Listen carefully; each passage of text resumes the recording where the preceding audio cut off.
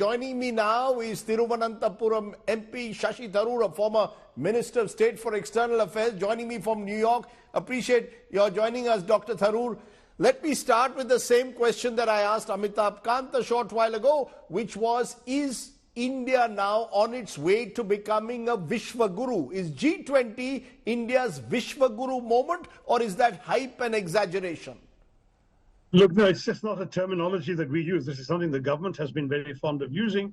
I think that there is always a concern that many of us old-fashioned people have, that statements of that imply a pretension that could offend foreign countries. I mean, no one wants to be told that one country is guru to the rest of them.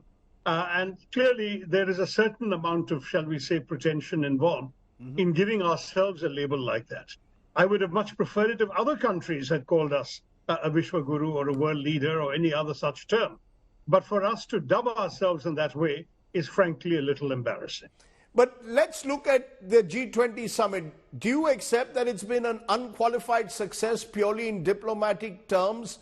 Would you concede that therefore it's a huge feather in the cap of the government of India, and i.e. the Modi government?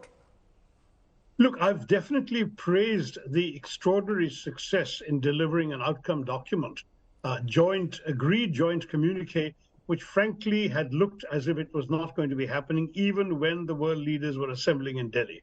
So it takes a tremendous amount of diplomatic skill and adroitness to pull that off. And I give my absolute unconditional applause to the team, the G20 Sherpa Amitabh Kant, the Foreign Minister Jaishankar, and the very able and skilled diplomats at all levels, who did all that was necessary to pull off such a difficult feat. I think that shows Indian diplomacy at its best, the ability to work with all sorts of countries. I understand they got the Saudis on board, the Indonesians on board, other countries came along to try, the Brazilians, for example, and they were able to persuade both the Russians and the Chinese on the one hand, and the West on the other, to agree to language that fell short of the ideal wishes of either side.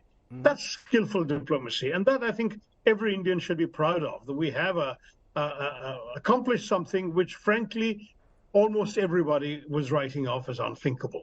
So I would say, shabash, 100 on 100 for that. I would also praise them for their efforts to make it a bit of a people's G20.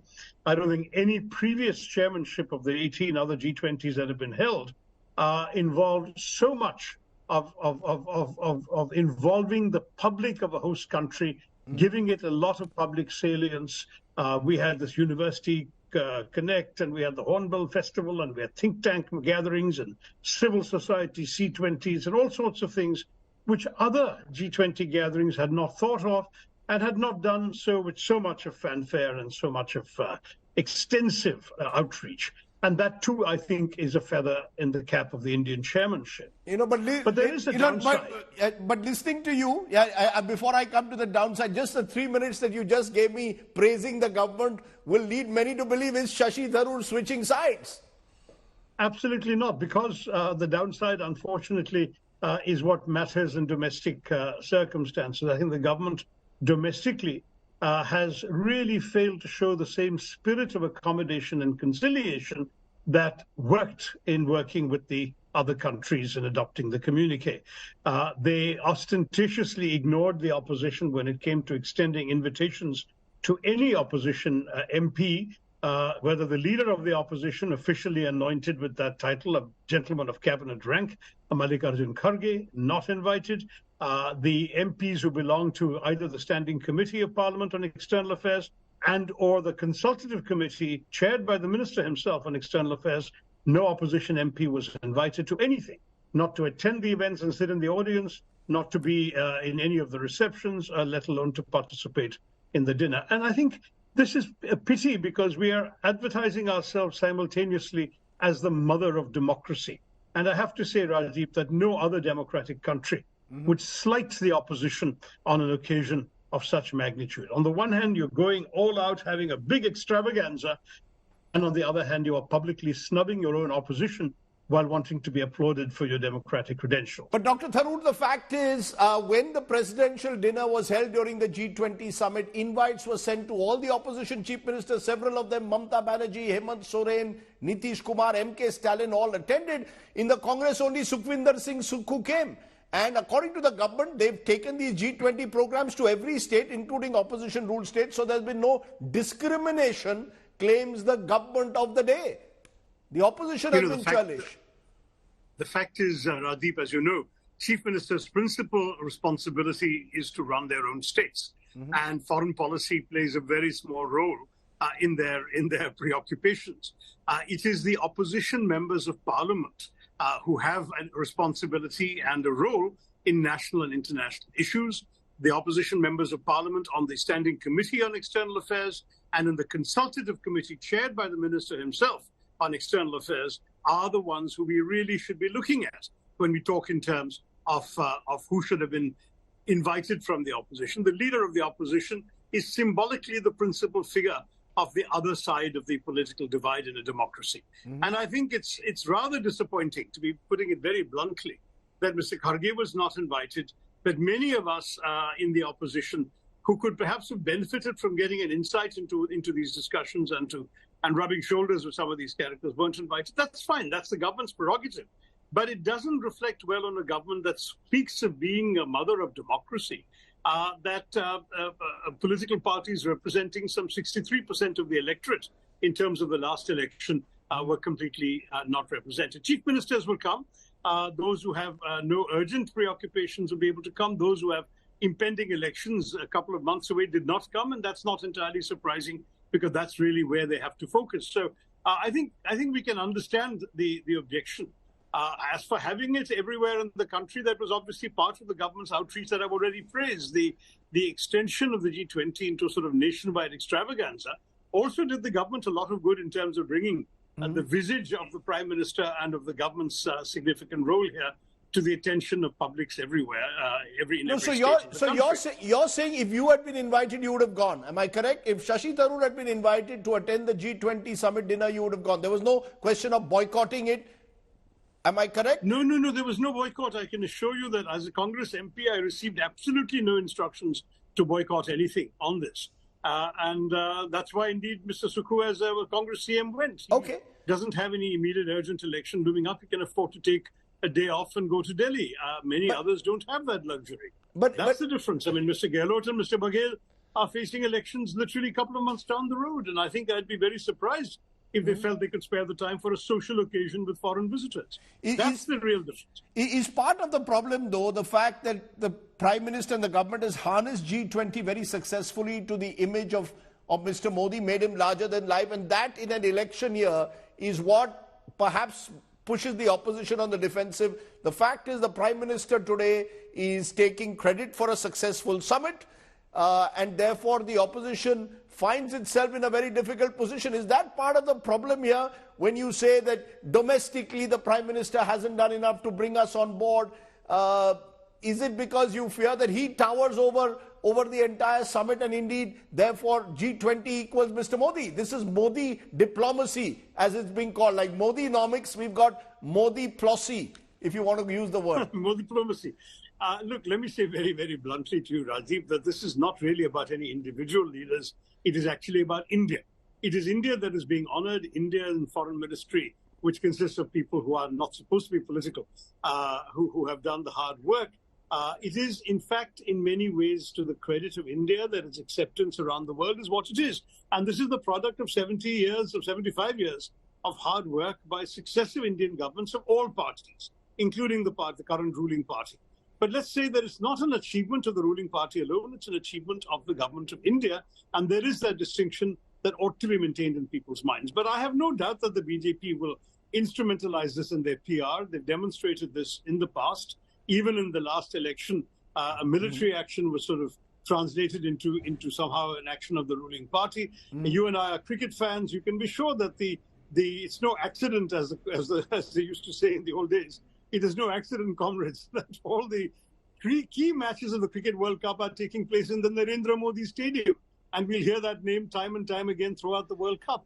I mean, this is the way in which this government has absolutely gone out of its way to take political mileage out of every national event in a way that no previous government, either of the same party or of any other party, has ever done.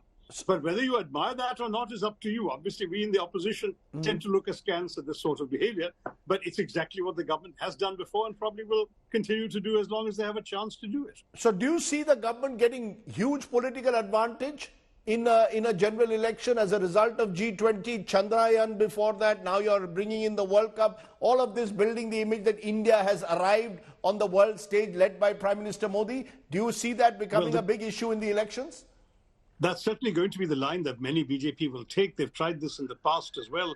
In 2019 already, I heard this kind of argument when it was simply indefensible, because in fact the publicity that India was getting in those days was more negative than positive because of the incidents of bigotry and violence against minorities, which have also continued in this current second term of the government. So I have to say that it is not by any means, if you read the coverage in the international press, as I have been doing over the last few days, India has by no means been getting an uncritical coverage, Rajdeep.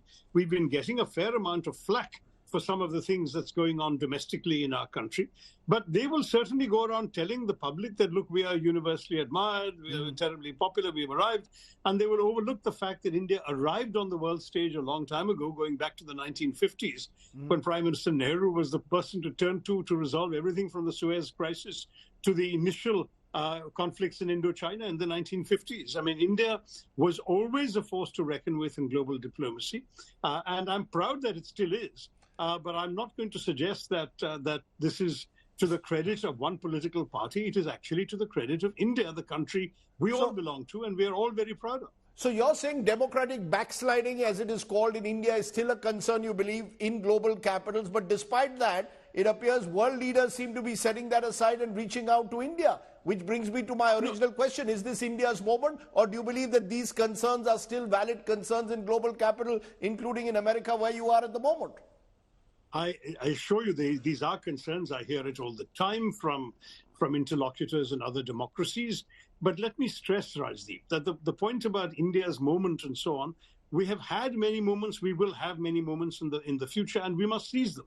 And I will give credit where credit is due. This was a good accomplishment.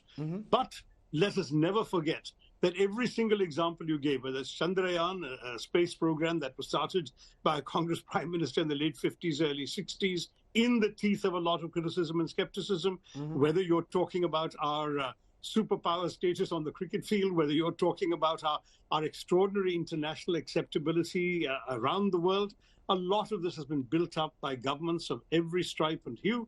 And I think it would be seemly of the Prime Minister and his party to give credit to those whose shoulders they're standing on as well. I'm not asking for, any ritual genuflections. I'm asking for them to speak about India all the time and not just about who is ruling India at the moment of a particular moment of triumph or satisfaction. Our country has a lot to be proud of, and I, as an Indian, I'm very, very proud Indian wherever I go. But when I see, for example, that comments about the fact that, on the one hand, we're talking about one world, one family, Vasudhaiva Kutumbakam, but inside the country, the ruling party is weaponizing identity politics. We are talking about how everyone must be included. Our declaration even talks about how all countries and communities must live together. And yet inside our own country, we are seeing very, very sad incidents of othering of our Muslim minority and in Manipur of our Christian minority, not only in Manipur, in many other states there have been attacks on churches, even during the Christmas season. So there's been a lot that is noticed abroad. We've had, as you know, unfavorable mentions, not just in sort of professional human rights organizations reports, but even in a governmental body like the U.S. Committee on Religious Freedom has singled India out in a way that never used to happen with other governments in office. So let us just say that there is a lot we need to do better. We can speak about healing and harmony and hope on the international stage, all of which the G20 was supposed to be contributing to. But there is a lot of work to be done to ensure healing and harmony and hope inside our own country first. Okay, so effectively what you're saying is you've got to walk the talk. It's one thing to have it in a global declaration. You want to see much more action of those fine words being translated into action on the domestic front. Shashi Tharoor. That's right. Thank you very much for joining me and giving us your perspective there from New York. Thank you. Thank you, Raj.